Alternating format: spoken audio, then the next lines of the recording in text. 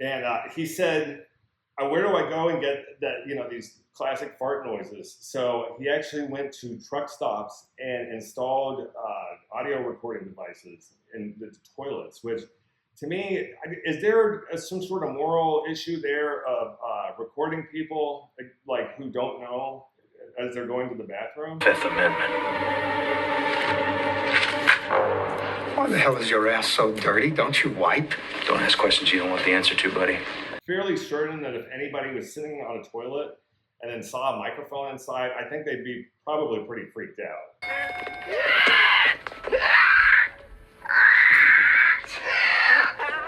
Dude, what is that? Is that a pterodactyl? I do not know what that is. Time for the greatest show fi start anew. The ringmaster James, him step inside the frame with a wide angle. Good morning, Creature Features, and welcome back to Cinema Clown Around. This is episode 8, and I'm your host, James. And before we get started, I'd just like to remind everybody to please subscribe, comment, like, send me some messages of anything that you'd like me to cover. And this is my co-host, Banshee. Banshee, say hello to everybody. Isn't he adorable? So Banshee is going to help me break down the movies that I saw this past weekend. We're going to start off with a quick movie review of Moana, Evil Dead Burn, and then also The Invite. And then we're going to go ahead and get into my episode about Harold and Kumar Go to White Castle and the whole series. So, all right, we are going to start with Moana, because that was the first film that I saw this last weekend. And I actually did not enjoy it. Before going into the film, I thought it was going to be live action. I thought maybe they filmed somewhere like tropical or like out in like the Pacific Islands or something like that. But it turns out, no, it was fully CG, all done on green screen. So that was a little disappointing. At least they did have real actors in it, so that's a good thing. And maybe this is possibly that shift that we're going to see where people were worried about AI and computers taking over. I understand that it's probably a whole lot cheaper to have the green screen than to actually go film out on the water. But I mean, comparatively, I think there definitely is a difference, especially if you know going in. It did look good. So the CG looked excellent. I enjoyed like the computer graphics, also the costumes and everything. And the animals too, the CG animals looked really good, and like the different creatures and stuff that Moana encounters on her journey. It was good that The Rock had returned to play his original role that he played in the animated film. So I was happy to see him back in that role. I will say this film, though, it was boring and it was unnecessary, because it was that typical live-action Disney remakes that we've been getting, where you're not really getting anything different except for the fact that it's played by actual people. And it really takes away, in some ways, from the original classics and how wonderful those CG films were. Here, go ahead and jump down. Thank you. Thank you, Banshee. Go ahead. Thank you. How wonderful those films were, and also just how groundbreaking they were, and the way that people connected with them. I mean, these are Disney films that people look back to their youth, and then they pass it on to their kids, and it's just a cycle that keeps on going. And it's unfortunate that Disney wants to go ahead and cash in by just making remakes, live-action remakes, just for the sake of it. I was thinking, as I was sitting there, I was wondering, what is going on here? What are they doing? They had a whole studio, they had writers. Why not make Moana 3? I think that that's what they should have done. I thought it would have been a much better thing to do. Continue the story with all the people there who were going to be in this Moana movie, but give us a new story, give us something fresh. I was a little disappointed by the fact that it's just the same Moana rehashed over again. And really, I mean, in a lot of these cases, maybe in all cases of these live-action Disney remakes, I really feel like the cartoon did it a lot better. This was a film that I saw at the last minute, so I mean, maybe that factored into it, but I'm definitely not going to be watching this movie ever again, and I would not recommend y'all go see it. Just go and watch the first one instead, and you'll have a lot better of a time. moving on to Evil Dead Burn. So this film was not good. This was actually, Evil Dead Burn was the second film that I walked out of this year. I did not even want to stay for the end. I didn't think it was worth it.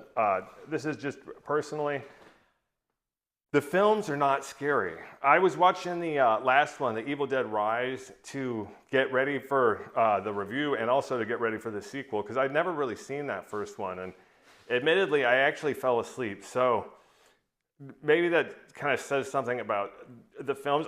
They're not for me, and I know there are a lot of fans. And I want to stop and say there were 3 movies that came out before this one, not including the other remake too. So this is all based off a Sam Raimi film, 3 Sam Raimi films, which all 3 of those movies did it much better. I love those movies. They're excellent. The first one's really scary and unapologetic, gory. The second one, though, it's scary, but it's absolutely hilarious. There's a great scene where there's a deer head laughing on the wall, and it's just laughing maniacally. It's fantastic. So I would heavily recommend y'all go check out the first 3 instead of going and seeing Evil Dead Burn. It wasn't scary. What they do with the Evil Dead series now is the threat to people are deadites. So I guess they get possessed by getting scratched or bitten or something like that.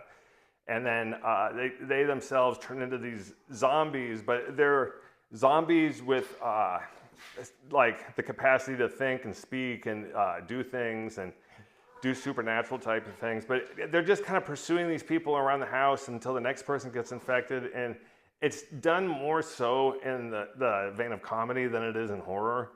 And they just didn't, I didn't think they balanced or mixed them as well. The one that came out before this was a lot better, but if y'all are gonna watch any kind of a remake or recent Evil Dead film, I would highly recommend the actual remake that they made in 2013, which I believe inspired these later films. And one of the things that's really great about the remake was they stayed true to the original, but they also upgraded everything with, like, in terms of practical effects, CG, and it really came together well. I remember seeing this one in theaters with a big group, and everybody really loved the film. So I was surprised that it took 10 years for them, or like maybe more than 10 years for them to come out with, you know, these other films too. So really another thing is it makes no sense, and I think that's part of the reason why it's not that scary. But I would not recommend this film, really. I would say don't see it. If you know you're going to go out to the movies, go see something else. There are a whole lot better other films out. And then moving forward to the film The Invite. So I saw this one just yesterday, and this one's interesting. It's a comedy drama about a couple who lives above another couple in an apartment building, and they invite them down for dinner. And there were only 4 people in this whole film. So you had Penelope Cruz, Seth Rogen, Olivia Wilde, and Edward Norton. And Edward Norton and Penelope Cruz are a couple, and then Seth Rogen and Olivia Wilde are a couple, married couple. And this film, it's dialogue heavy, but it's very well written.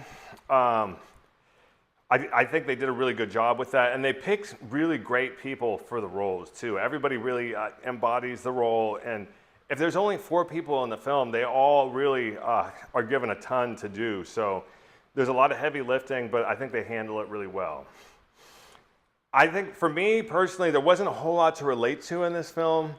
And I did enjoy it though, up until about the end. And I think it's maybe a little bit too long. They probably could have made this one like 85 or 90 minutes at max.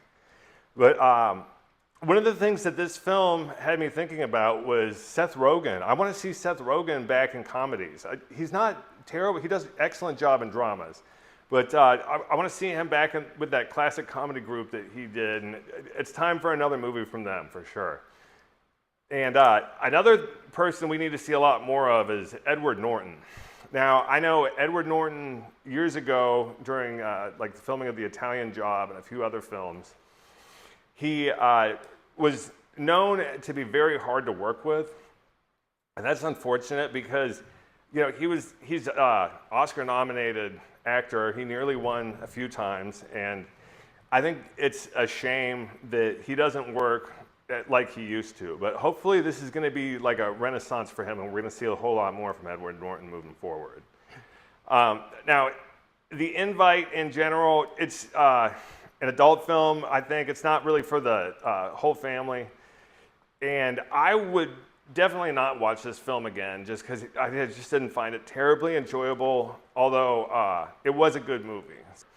So we got a lot of fun stuff planned here for episode 8, a Harold and Kumar special. So y'all please stick around for that. And thank y'all so much for checking out the movie reviews of Moana, Evil Dead Burn, and The Invite. Good morning, Creature Features. Welcome back to Cinema Clown Around. I'm your host, James. And today we're going to be going through the Harold and Kumar film series, specifically focusing on all 3 movies. And we're going to go into a little bit about production and also some of my thoughts on the film. Hurry. Chill. We'll be right back, Cam. We'll be back. So, to get started, we are looking at Harold and Kumar Go to White Castle from 2004.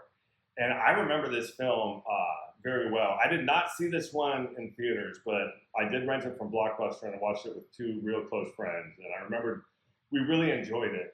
We thought it was hilarious. And this was created by writers John Hurwitz and Hayden Schlossberg.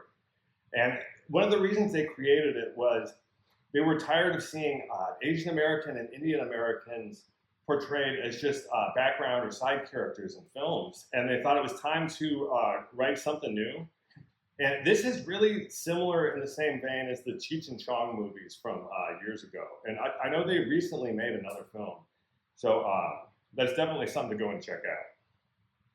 And the studio was a little bit nervous about this film because there were 2 unproven leads. So they gave it a $9 million budget, which I think for a comedy, that's pretty decent, especially for people who are first-time leads here. And really, you saw John Cho, who plays Harold. He was in the American Pie film. Cal Penn was in Van Wilder. And that was one of the films that he was really well known for at the time. So they decided to put the 2 of them together and make a really funny comedy out of it. And another real interesting part about this is Neil Patrick Harris has part in the film. And it's actually a pretty important and pivotal role. Oh. Excuse me, are you Neil Patrick Harris? Yep. Oh my God, what are you doing? This actually brought about a renaissance for him in his career. Beforehand, he was at about a bit of a lull. Next thing I know, I'm being thrown out of a moving car. You know, we've been having a pretty crazy night, too. We've just been driving around looking for White Castle, but we keep getting sidetracked. Yeah, dude, you fascinate me. Forget White Castle. Now, Neil Patrick Harris was originally known very well for Doogie Howser, Dude, Doogie Howser MD was like my favorite show growing up. You were my idol. Yeah, that's great. Can we get going? which was a doctor show where he played one of the youngest doctors ever, and he was working in a hospital. And I remember my brother really loved the show. I didn't really like it that much. There weren't enough creatures in it for me, but you know, I mean, it wasn't a horrible show. It was worth watching, but it was his appearance in this film that wound up getting him cast in How I Met Your Mother, Lap dance. which I know was a very big sitcom and still has a pretty big following today.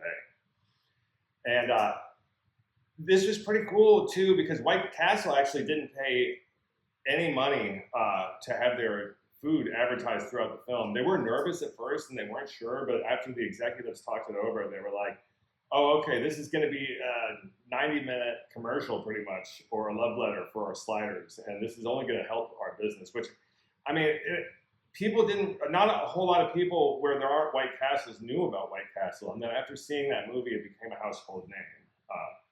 What else is pretty cool is Bobby Lee has a cameo in this film, and he had already done a lot of work on Mad TV. I really enjoyed watching Mad TV when I was a kid. I actually enjoyed Mad TV more than watching Saturday Night Live, and I think it's because they were less political and they focused really on like art and entertainment and stuff, and that just made it a whole lot more enjoyable. And they actually, White Castle ended up running promotional Harold and Kumar collectible cups through their restaurants. And actually kind of a fun memory from me going to White Castle. My parents are from Chicago, so there are White Castles out there. And we would go up and we get White Castle every time we go up there because it was just something fun to go have the sliders. And I remember they had a promotional cup at the time, just their own cup, but they were glow-in-the-dark cups, and it was really cool. I had that cup for years until it finally splintered apart out of old age. The plastic just wasn't holding up.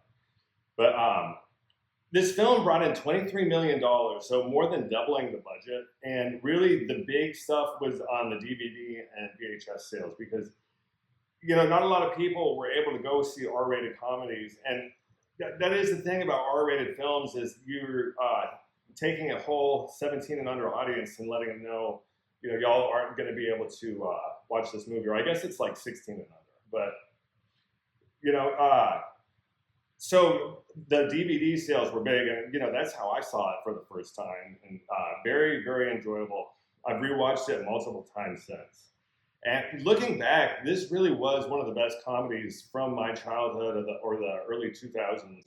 And you can include films like Road Trip and some of Todd Phillips' other movies, which I have an episode on Todd Phillips coming up pretty soon for y'all. But I was also really, really happy to get sequels to this film because you don't get sequels for every comedy that comes out. Sometimes the comedies don't do very well but are well received, and in that case, they don't ever get the sequel that they deserve. And keep an eye out. There's a group of neighbors that Harold and Kumar have issues with.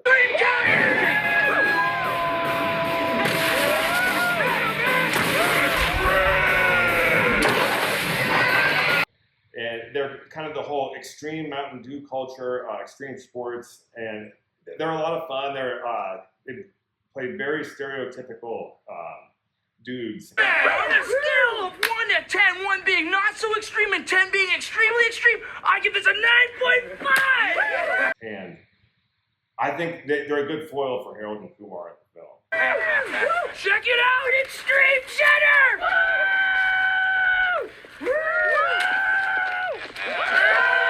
And keep an eye out for the guy that does the pterodactyl noise in the movie.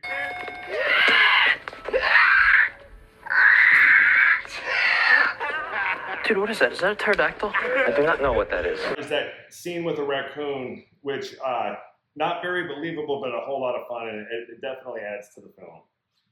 I'm really curious what the Harold and Kumar movies would be like if they were released today as opposed to 2004. Because, there's been a long time. I mean, 25 years has passed, at least, since the first Harold and Kumar film had came out. So we would get a very different film now than we would have gotten that. And then, of course, I watched the DVD special features for Harold and Kumar Go to White Castle, and there's a funny scene with the sound guy because there's a scene where there's a lot of bowel movements going on, and they needed the bowel movement noise, classic fart noise. And he was saying, where do you get like noises like that? How do you get noise? Because on a film, all the sound has to be original and made, and that's why they have sound people specifically for jobs. That's also why they have the sound category of Oscars in the film industry. And he said, where do I go and get that these classic fart noises? So he actually went to truck stops and installed audio recording devices in the toilets, which, to me, is there some sort of moral issue there of recording people like who don't know as they're going to the bathroom? That's kind of a curious thing, especially if all the noises are anonymous, though. I mean, maybe it's not an issue, but I'm fairly certain that if anybody was sitting on a toilet and then saw a microphone inside, I think they'd be probably pretty freaked out. But this is a favorite of mine and my friends. I've seen this movie so many times. I've watched, all the special features. It's an excellent film. David Krumholtz has a fun cameo. He's from the Santa Claus. And he actually has cameos in all three of the films. So another thing to look out for. And of course, Chris Farley's brother has a quick blink and you'll miss it cameo, although you can definitely hear it. It actually sounds so much like Chris Farley. One of the things that's excellent about this film are the differing characters between Harold and Kumar. You have the straight man and Harold, and then Kumar, he's more the goofball. So to put the two of them together, it makes the film a blast. And then there's that New York, New Jersey setting to this too. So it's a very regional film. They're in the third one, they end up in New York City. So it almost is kind of a full circle because in the second film they travel through the South. But the New York, New Jersey setting really makes sense for them to have those White Castles all around.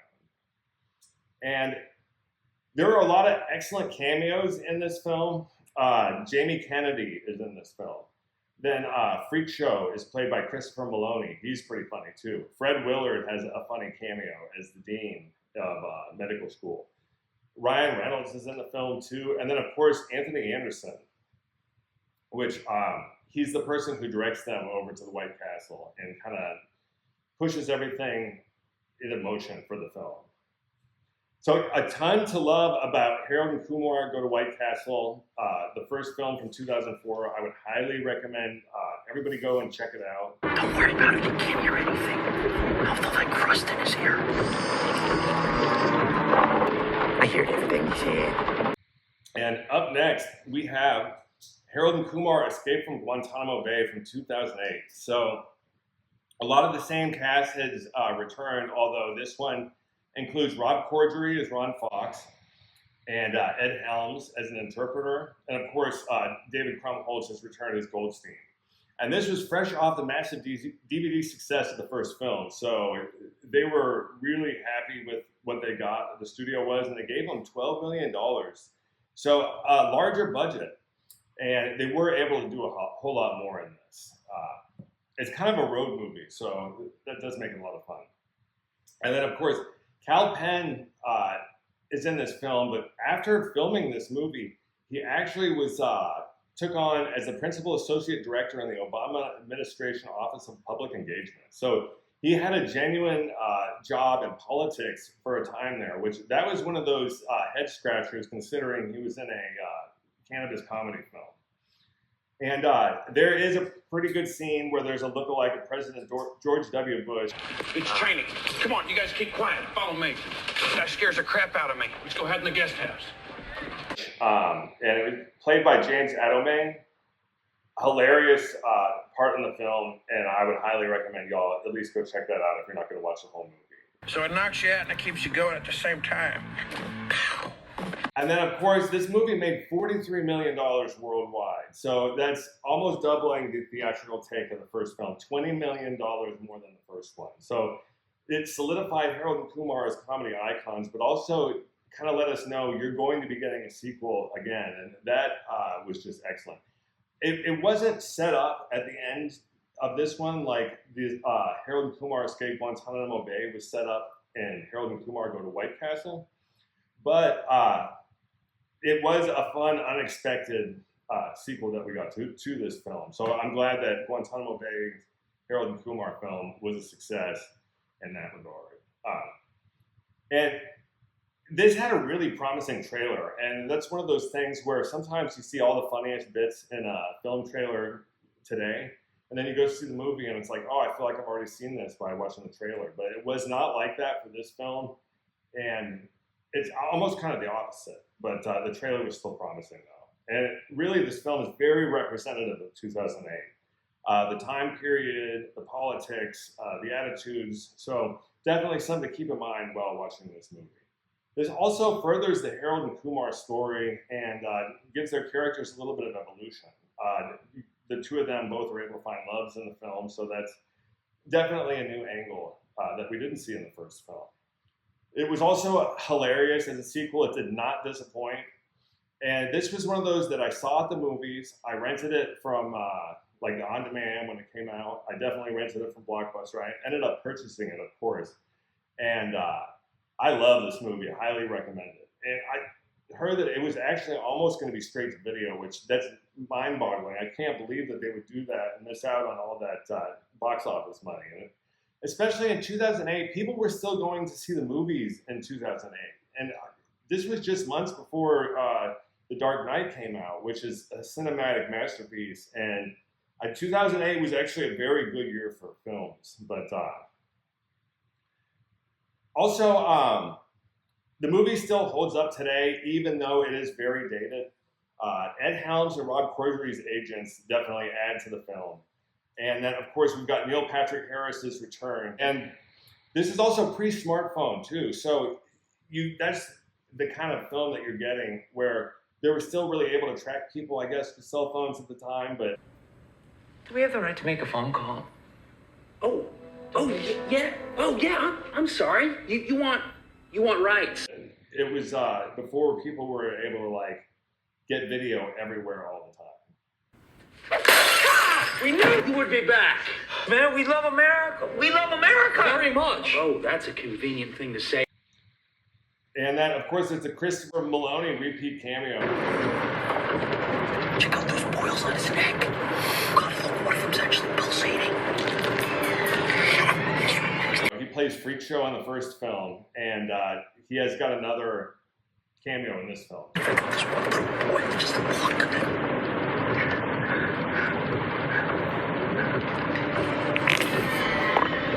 Worth checking out.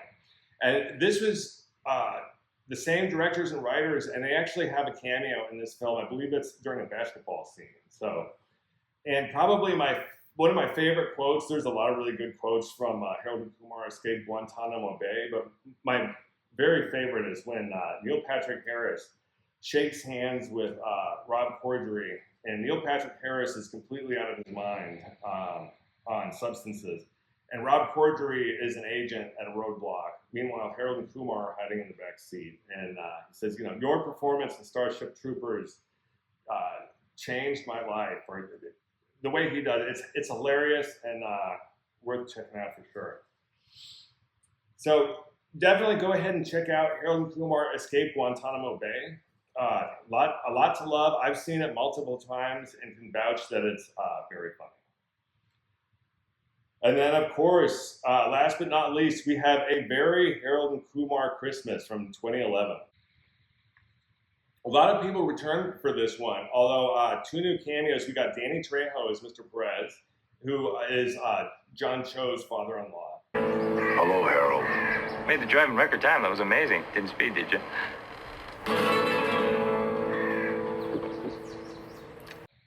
Or Harold's father-in-law in the film.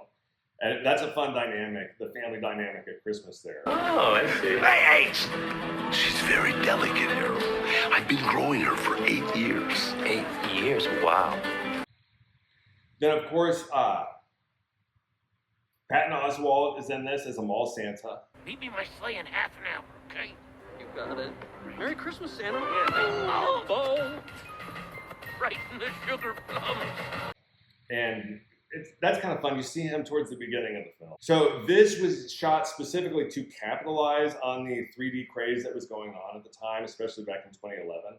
Although one of the things they specifically did is we want to mock this formula. We don't want to necessarily hold it up on a pedestal. We want to show that we're using 3D, but we're using it to be fun. So they had like flying eggs, billowing smoke that came out of the screen, and a really cool claymation sequence. And this is interesting because if I look back a couple weeks to when I saw Supergirl, it was actually pretty disappointing 3D effects. So I assume maybe that was not filmed on 3D. It was a later 3D conversion. I probably would have been better off seeing the film in XD as opposed to seeing it in 3D. I went to Cinemark. So I remember, I think it was 2011, possibly when Clash of the Titans came out, and I remember going and seeing that movie specifically. I believe I saw it in 3D, and it was the 3D conversion. Because I had read an article talking about how if you film a film in 3D with 3D cameras, it looks excellent. Whereas, so we're talking Avatar films, things like that. Whereas if you don't have the 3D cameras and it's done through computer conversion, it doesn't look the same. I have to vouch to say that that is true. Although it wasn't terribly distracting, I was just really curious what it would look like after reading that article. But this film was specifically filmed for 3D, and it looks excellent. And what is really fun about this is kind of centers around Harold throwing a Christmas party. And this film will make you want to throw a Christmas party or a holiday-themed party yourself, because you just see everybody having so much fun. They go to different spots, and it's also a very New York City movie, because that's what the setting takes place. So it's them kind of running around that area, trying to find a Christmas tree to replace the one that Kumar accidentally burnt down. And this definitely is on my list of top Christmas films. Definitely top Christmas cannabis, comedy, and sequel films, really. Highly recommended it as a holiday film. And what's kind of fun about it is it's kind of anti-Christmas programming. Even though it takes place on Christmas, it's got that kind of irreverent humor that kind of goes against, like some of the normal Christmas films that you'd see. And this does take like an adult growth approach towards the characters, showing that they've changed since the very first film. This is a film that kind of shows the 1% protests that were going on in 2011. And I think we've gotten stuff like that since, for sure, but I remember that the people protesting the top 1% wealth, and that comes through in this film as Harold at the beginning of the film is trying to leave his office. So Bobby Lee, who I had mentioned earlier, also has a cameo in this film. No, Mr. Lee, you don't understand. This is the best 3D you've ever seen. It's gonna be amazing! Who are you looking at? Miss him in the second one, but he returns in this one as Harold's assistant, and they're both working together. And you see him kind of taking one for the team and shielding Harold and getting hit by some eggs from some of the protesters.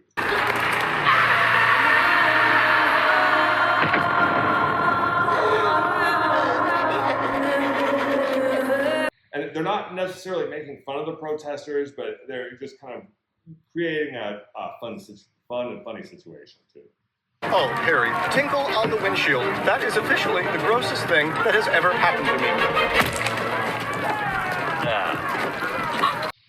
And I think this is a film we need a sequel for. We have not gotten a sequel for this yet. I think they could do it, and I think it should be called, maybe set around 420. Why not? I think it would be worth doing, and people would go and see this. I mean, this film brought $36 million in globally. So not quite the $43 million mark that the original film made. And I wonder how much that has to do with the fact that it is a R-rated Christmas movie, because people who go to see Christmas movies maybe want to take their kids, and they don't want it to be a hard R comedy, but it definitely is a lot of fun. They also have this thing called a waffle bot in the movie. Yes, that is the best Christmas toy ever. I guess. It's extraordinarily unsafe, but it did save our lives. And what it pretty much does is it is a robot that cooks waffles for you, but theirs, I guess, is jailbroke in some way and has its own personality, and actually gets them out of like different jams and stuff that they get into. And that's kind of a funny wrinkle to the film, and it made me want a waffle bot. Although I don't think they exist, but after these films, they should for sure. So I don't know if y'all have seen any of the Harold and Kumar movies. Please let me know in the comments if you have, and which ones are your favorite. And also let me know if there are any other Christmas movies or cannabis or comedy movies that I should cover, especially comedy series. I love to do that. So yep, the Harold and Kumar film series, one of my favorites, and I would highly recommend it to everybody. Also, thank y'all so much for tuning in. I very much appreciate it. We've got a lot more fun stuff coming up for you all. I got a Todd Phillips episode on the way, Eli Roth, Rob Zombie, and some other good stuff. I'm also cooking up a fun video about Adam Sandler. Everybody, stay in the cinema.